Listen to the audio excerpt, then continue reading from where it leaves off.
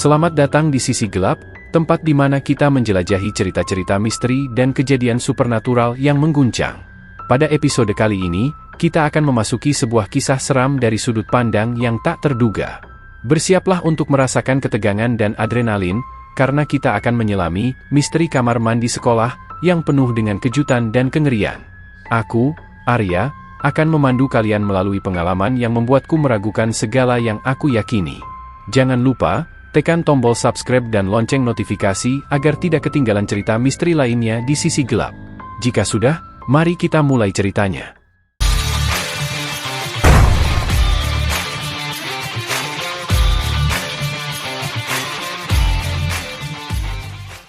Namaku Arya, aku adalah siswa di sebuah sekolah menengah atas di pinggiran kota. Sekolah kami terkenal dengan cerita-cerita horornya, namun tidak ada yang bisa menandingi kisah menyeramkan tentang kamar mandi di lantai 2 gedung tua sekolah kami. Dan aku, yang tidak percaya akan hantu dan roh, akhirnya harus menelan semua ucapanku setelah mengalami kejadian mengerikan itu. Semua dimulai pada suatu sore, setelah kegiatan ekstrakurikuler selesai. Aku sedang menyelesaikan tugas di perpustakaan ketika aku merasakan ada yang salah. Perutku mual, dan aku merasa perlu ke kamar mandi.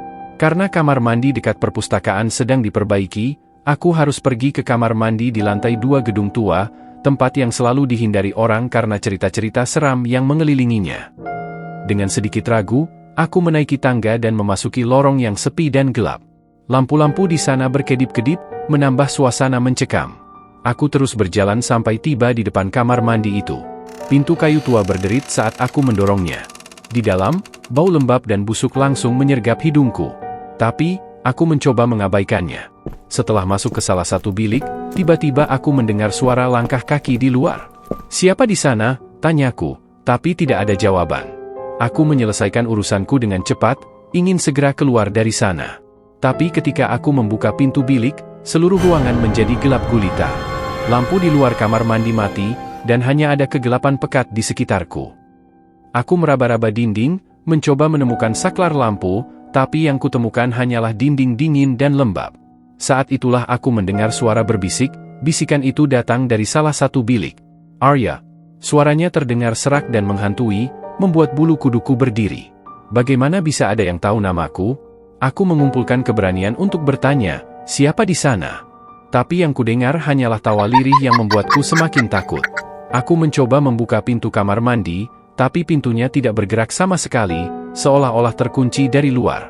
Jantungku berdebar kencang saat aku mendengar suara langkah kaki mendekat, semakin dekat dan dekat.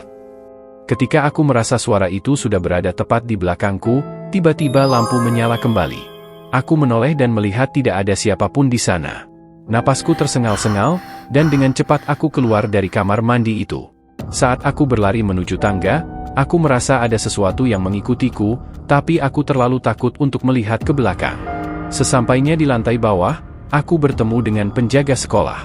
Dengan napas tersengal, aku menceritakan apa yang baru saja kualami. Penjaga itu hanya menggelengkan kepala dan berkata, "Kamu seharusnya tidak pergi ke kamar mandi itu sendirian. Ada alasan mengapa tempat itu ditinggalkan." Kemudian ia menceritakan tentang seorang siswa yang pernah ditemukan tewas di kamar mandi itu bertahun-tahun yang lalu. Sejak saat itu, banyak siswa yang melaporkan mendengar suara-suara aneh dan merasa diawasi saat berada di sana. Konon, arwah siswa itu masih menghantui kamar mandi tersebut, mencari teman untuk menemaninya dalam kegelapan. Sejak hari itu, aku tidak pernah meragukan lagi cerita-cerita seram tentang sekolahku. Dan yang pasti, aku tidak pernah lagi mendekati kamar mandi di lantai 2 gedung tua itu.